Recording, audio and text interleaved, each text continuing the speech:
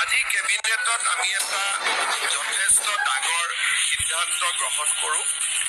আপোনালোকে জানে যে ইমান দিনে NPS, OPS ৰাজ্য চৰকাৰৰ কৰ্মচাৰীসকলৰ বাবে এটা আলোচনাৰ বিষয়বস্তু আছিল। ভাৰত চৰকাৰে এটা সিদ্ধান্ত গ্ৰহণ কৰিছিল যে 25 বছৰ কাম কৰি থকা যিসকল চৰকাৰী কৰ্মচাৰী তেওঁলোকে যেতিয়া ৰিটায়াৰমেণ্ট হয় তেওঁলোকক আমি পুৰণি পেঞ্চন আঁচনিৰ দৰেই আমি পেঞ্চন প্ৰদান কৰিম। আৰু যিসকলে 10 বছৰ কাম কৰি তেওঁলোকে ৰিটায়াৰমেণ্ট হ'বলগা হয় তেওঁলোকৰ কাৰণেও আমি পেঞ্চনৰ ব্যৱস্থা কৰিম। আৰু পেঞ্চনৰ লগতে তেওঁলোকে DA আদিও লাভ কৰিব।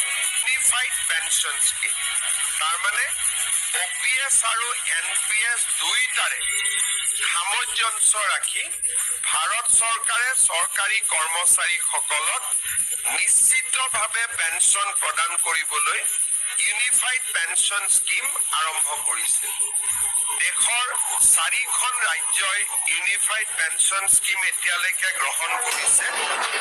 আজি আমাৰ ৰাজ্য চৰকাৰেও এই ইউনিফাইড পেঞ্চন স্কিম অসমৰ চৰকাৰী কৰ্মচাৰীসকলৰ বাবে এডপ্ট কৰে। ইয়াৰ ফলত ৰাজ্যত বহুদিনৰ পৰা চলি থকা NPS আৰু OPSৰ বিতৰ্ক সামৰণি পৰিব। আমি দুইটা অপশ্যন তেওঁলোকৰ বাবে খুলি দিছো যে তেওঁলোকে নিজে বিচাৰিলে NPSতো থাকিব পাৰিব বা তেওঁলোকে UPSতো যাব পাৰিব।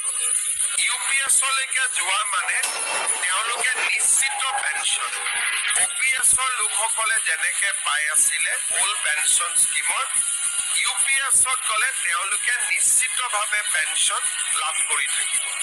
আজি এই আঁচনিখন ৰাজ্য চৰকাৰৰ কেবিনেটে গ্ৰহণ কৰে আৰু এবছৰৰ ভিতৰত কৰ্মচাৰীসকলে সিদ্ধান্ত ল'ব পাৰিব যে আমি NPSত থাকিম নে আমি UPSলৈকে যাম।